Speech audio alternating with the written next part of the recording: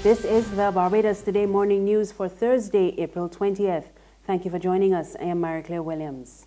One of Barbados's newest political parties, Solutions Barbados, has announced 9 candidates to contest the next general election. Party leader Grenville Phillips was wrongly criticized following his initial announcement last year that his team consisted only of business people. But he tells Barbados Today there are no merchants in the party's lineup, which includes building contractor Benjamin Niles and computer software specialist Andrew Banfield. Other candidates are juice manufacturer Robert Toussaint, businessman Ronald Lord, businesswoman Julie Chabot, and hair specialist Angela Edie, as well as administrator Cheryl Martindale and computer specialist Andre Griffith. These are quality people, really good people who have been well trained in what they're doing. That training allows them to manage the national economy or to help manage it. We should point out that we have no merchants, because that's when we talked about bringing in business people, we were accused of bringing in merchants and that you were trying to re-establish the merchant class and all that divisive talk. And they kept repeating that.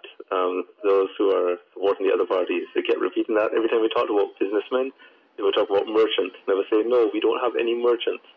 So I want to clarify that one more time. We have no merchants. Phillips admits that his team is not widely known to the public, but he adds that he's confident that the party can address the challenges facing the local economy. We published how we plan to solve Barbados' economic problems like almost 2 years ago. We identified 4 simple steps that could bring us out of this without any austerity, without having to lay off a single civil servant, and without having to reduce the salaries of our civil servants. Shared it with C2SAB, and we also shared it with the National Union of Public Workers. We are trying to schedule meetings now with the Barbados Workers Union and other unions. In other news this morning, police are reporting that wanted man Pearson Antonio Bain is now in custody. The 37-year-old from St. Philip surrendered to lawmen yesterday, and he's currently assisting with investigations. The local church has come in for severe criticism from one of its own for its stance on the controversial issue of sex education. Anglican priest Rev Charles Morris is accusing the church of seeking to hinder the very practices which it has engaged in. At issue is the controversial comprehensive sex education promoted by the United Nations as one of its key strategies for combating the spread of HIV and AIDS among children and young people. Rev Morris added that the church has a warped view of sex in today's world and engaged in Christian preach that was not based on reality. First of all, people are constantly talking about, they want almost everything to be taught in schools, almost everything, okay? So therefore, there are people in the school who are qualified to teach these things. And I am sure that the quality of teachers we have in the school will bring a balanced view. Secondly, we have to move away from this warped view that marriage should be reserved for sex, reserved for marriage. That's what the Christians preach, but yet that is what the Christians do not live by, because they say the Bible say, and that to me is an unfortunate interpretation of the Bible to say that sex should only happen after marriage. Education Minister Ronald Jones is defending the American University of Barbados, saying the school is on its way to full accreditation. Addressing a press briefing at the AUB's Wildy St. Michael campus, Jones referred to rumors about the American school's official certification. It is not clear who started the rumors or when they began circulating, but Jones said those involved had no idea what they were talking about. This AUB, just like all others, first must be registered as tertiary providers of education by the Barbados Accreditation Council, which is the statutory body for the registration. The AUB is fully registered by the Barbados Accreditation Council, and they have all of the various notations of all of the other bodies of any significance, the World Health Organization, and they will tell all the other names, right, you mentioned all the names, that they should be so, not only accredited, but they will so have their presence known as providers of medical education on the island of Barbados. AUB is progressing towards accreditation. There have been the exchange of letters. The Barbados Accreditation Council does not accredit medical schools in Barbados. That is done by CAM-HP.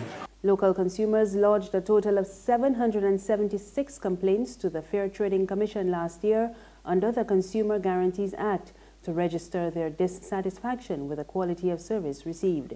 In its just released 2016 report, the FTC says that in addition, over 2,500 consumers also contacted them seeking advice on matters relating to their rights under the Consumer Protection Act.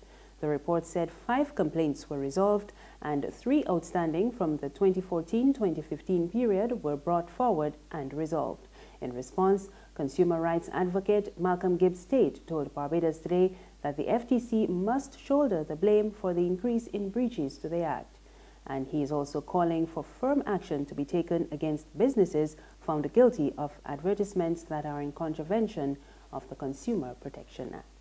There's regional and international news after this short break. Good morning, Phillips & Company, may I help? Oh, certainly. One moment, please. Miss Phillips? Yeah? There's a lady on the line from the Nation newspaper who would like to speak with you. The Nation? Will she go on? Well, they're trying to sell us some ads. Look, don't make me laugh this morning. Ads in the Nation? They're real expensive, and for one here, nobody ain't buying them papers no more. Nobody want to steal news. I hear reading Barbados Today online for free.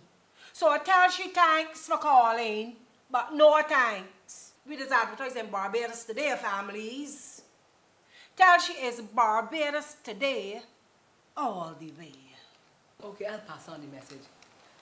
Mom, are you still there?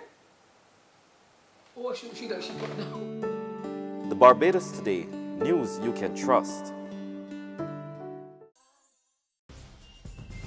We're back now with news from the region, and 3 employees of the Guyana Light and Power Company are back in court today, charged with falsely obtaining money from the company's customers. We get the details from HGP Nightly News. Kwesi McKenzie, Garfield O'Neill, and Alicia Day, all electrical technicians, were arraigned before the courts for falsely obtaining over $100,000 from 2 customers of the power company. It is alleged that on April 7th at William Street, Kitty, with intent to steal, they demanded a sum of $40,000 from Malaika Prasad. The 3 pleaded not guilty. It was further alleged that on April 10, Mackenzie obtained the sum of $65,000 from David Prasad by pretending that he was in a possession to install a meter. Mackenzie denied the allegation. The prosecution stated that on the days in question, the 3 were going around the area informing customers about the installation of meters for a fee. The prosecution had no objections to bail, and the trio were released on $40,000 bail each. On the international scene, China says it is seriously concerned about nuclear development in North Korea on the heels of a BBC interview with a top official from Pyongyang. North Korea's vice foreign minister said the country would continue to test missiles and would launch a preemptive nuclear strike if it thought the U.S. was planning an attack. China's foreign ministry spokesman Lu Kang says Beijing opposes words or actions that could further raise tension. And tension is rising between the U.S. and North Korea. There has been heated rhetoric from both sides in recent days. U.S. Vice President Mike Pence warned the North not to test Washington. He also said the U.S. era of strategic patience with Pyongyang is over. And finally, world number 2, Serena Williams, is pregnant with her first child and is due later this year. 35-year-old Williams earlier posted a picture of herself on Snapchat posing in a mirror with the message 20 weeks before deleting the post. She won an open-era record 23rd Grand Slam in Australia in January, but she will miss the rest of the season. Williams will be eligible to retain her ranking under the World Tennis Association's special ranking rule if she is ready to play her first tournament within 12 months of giving birth. And that's news this morning. Remember, you can get more on our website, www.barbadostoday.bb. You can also subscribe to our e-paper, email updates, and like us on Facebook. We're on Izumi Media in bus terminals and Screenplay at supermarkets and gas stations near you.